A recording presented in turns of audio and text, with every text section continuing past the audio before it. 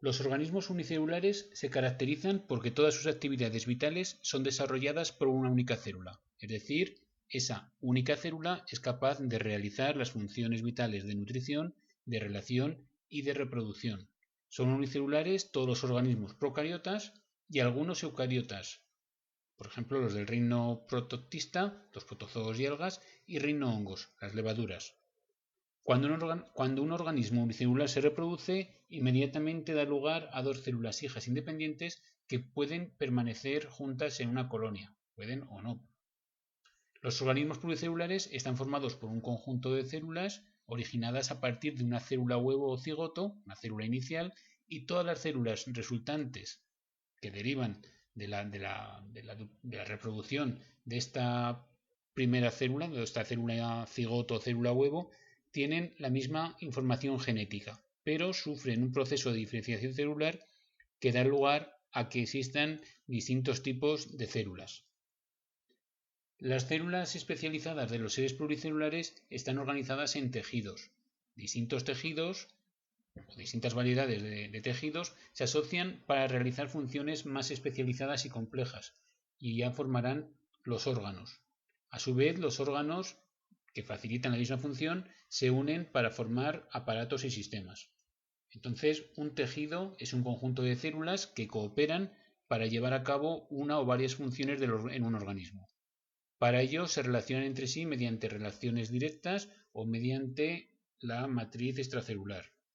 Distintos tejidos se unirán para formar órganos. Bueno, tenemos 4 tipos de tejidos: tejido epitelial, conectivo, muscular y nervioso. Vamos a ver el tejido epitelial. Dentro del tejido epitelial vamos a ver que hay 2 tipos de tejidos. Bueno, el tejido epitelial es un conjunto de células estrechamente unidas que tapizan las superficies corporales, tanto internas como externas, y que además forman glándulas. Las células están muy juntas y no dejan espacios entre ellas. Bueno, de hecho, es un tejido, como hemos dicho, es un tejido de revestimiento, ¿no? Bueno, de revestimiento glandular. Hay 2 tipos de tejidos.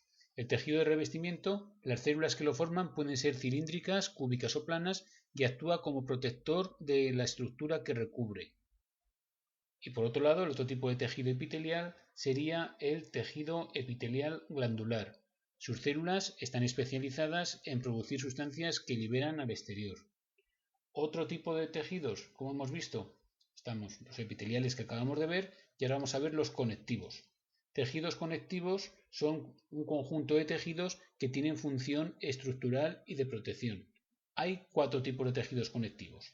El tejido conectivo conjuntivo, que es un tejido resistente con función estructural. Está formado por células llamadas fibrocitos que se encargan de sintetizar fibras como el colágeno. Se encuentra uniendo otros tejidos u órganos.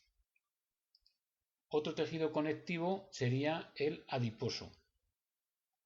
El tejido adiposo está formado por células llenas de grasas llamadas adipocitos. Actúa como protector de órganos internos, como ocurre con el corazón o el riñón. También sirve como estructura de reserva de energía para el organismo. La grasa acumulada en estas células puede servir como reserva energética, y nosotros la usamos cuando la necesitamos. El tejido cartilaginoso, otro tipo de tejido conectivo, es un tejido de sostén. Forma estructuras duras pero elásticas. Se encuentra en el esqueleto de los embriones y dentro del adulto, en las articulaciones, las orejas, la tráquea, la nariz y los discos intervertebrales. El tejido muscular sería el tercer tipo de tejido conectivo. No, el tejido óseo, el tejido óseo sería el cuarto tipo de tejido conectivo. Está formado por una matriz dura y células llamadas osteocitos. Es un tejido de sostén y forma el esqueleto de los adultos. La sangre sería un tipo de tejido conectivo, aunque parezca que muchas veces relacionamos el término tejido con algo sólido, y a veces pues la sangre nos puede parecer que no es un tejido, pero sin embargo sí que es un tejido, porque son un conjunto de células que están colaborando para realizar una función determinada.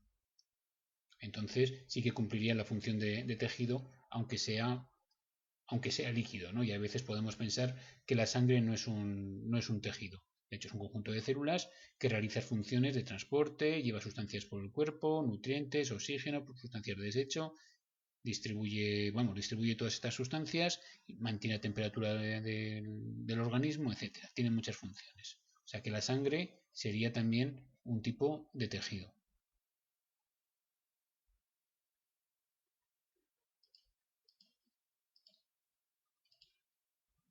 Bueno, hemos visto que hay tejidos epiteliales, conectivos y nos tocaría ver ahora el tejido muscular.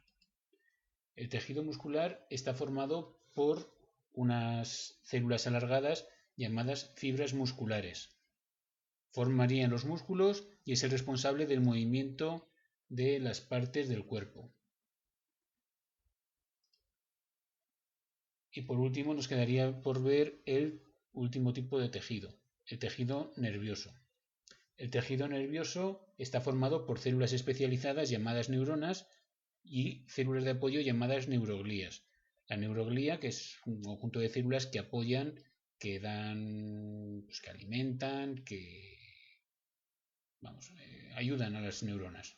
Este tejido sería, las neuronas y la glía, serían las que formarían el sistema nervioso. Ya hablaremos bastante cuando veamos el sistema nervioso en este curso.